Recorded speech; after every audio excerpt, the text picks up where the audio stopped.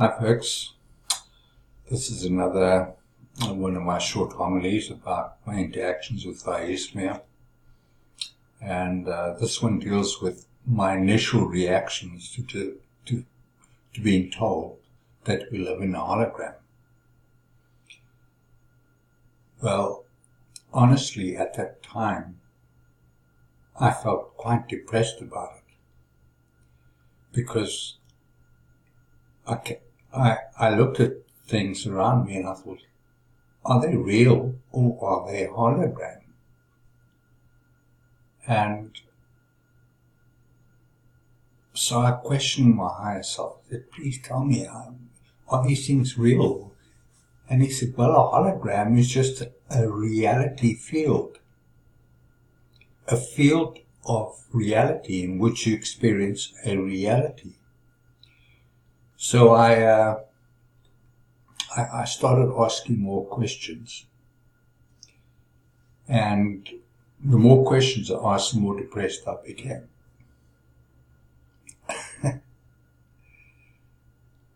Because it seemed untenable to me that we live in a hologram. Because I didn't understand the purpose of the hologram, I didn't understand what the hologram was. And my higher self said to me, well, what you're suffering from is suffering from two things: cognitive dissonance and the Stockholm syndrome. And I'd never heard of the Stockholm syndrome, so I said, well, what is the Stockholm syndrome? And he said, do you remember when Patty Hearst was abducted by her the Symbionese Liberation Army, or whatever they were called? She actually grew attached to them. And that's the Stockholm syndrome, is when we become attached and begin to accept and interact with the captivity we've been placed in.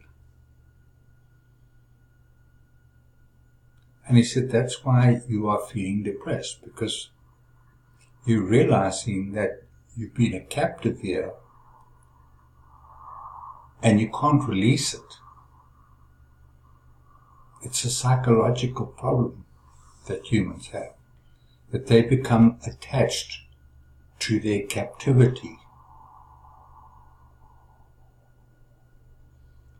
So I interrogated this further, and I said, well, how does one become unattached to this notion? And we went back and forth for a long period of time about this whole thing, and I grew more and more depressed and more disbelieving of this whole thing. I found it difficult to accept that I was creating a hologram. So one day, while I was quietly meditating, I felt the presence of aiazmir, and I knew when he came into my presence, when I didn't ask him to come into my presence, he had something to tell me. So I just listened. And this is what he told me. He said, if you can begin to understand the hologram, it's not a negative thing. It's not something that is going to captive you. He said the hologram is the way souls experience a reality field, so that they can progress, so that they can refine their souls. This is just a place where we are meant to come to master the hologram. And he followed this on with the notion that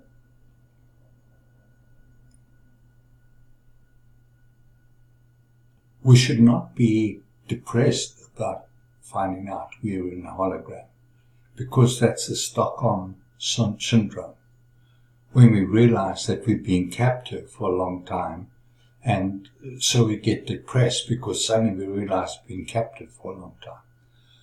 But he told me we should be elated. We should be joyful. Because if you understand that you live in a hologram and that you can change the hologram, you should be delighted. And say, whoa, possibilities are endless here. And so that was the changing point for me when I began to realize that I can change my hologram. But when I began to understand that, I had to understand that we co-create the hologram because we all experience the same hologram. And because we are one, we're all connected. We're all interconnected. There's no individuals here. We're all just one thing. And that was a challenge for me, to help others to raise their vibrations, to raise their frequency, and to change the collective hologram. And it's quite possible, and it's quite easy to do, really, in a sense. But it takes the will, determination, the conscious effort of a large group of energy soul beings who say, we're going to change this hologram. Because the hologram is just projected from what's within you. And if we just stop accepting stuff that's been programmed into us and start generating stuff that comes out of us that we can reject, we can change the hologram.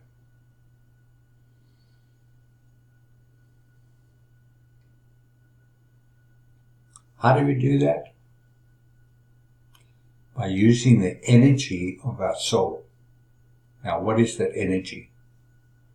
The energy is our thoughts.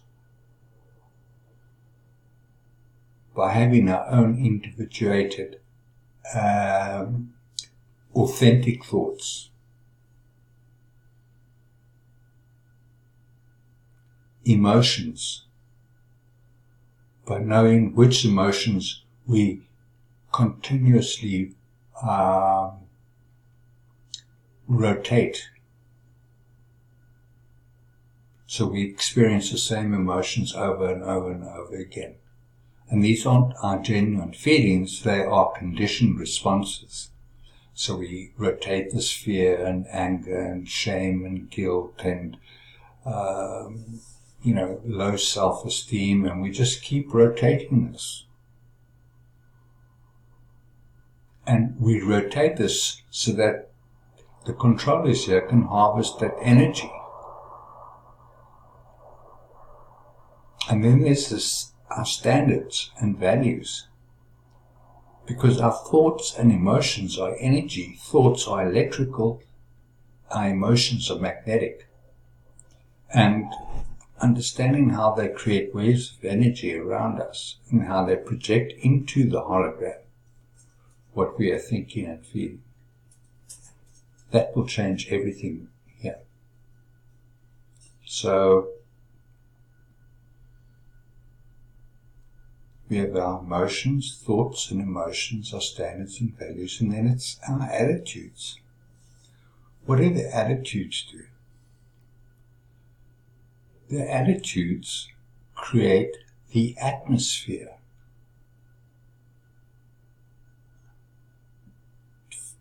Believe it or not, the atmosphere of the planet, as well as the atmosphere in which we have our experiences.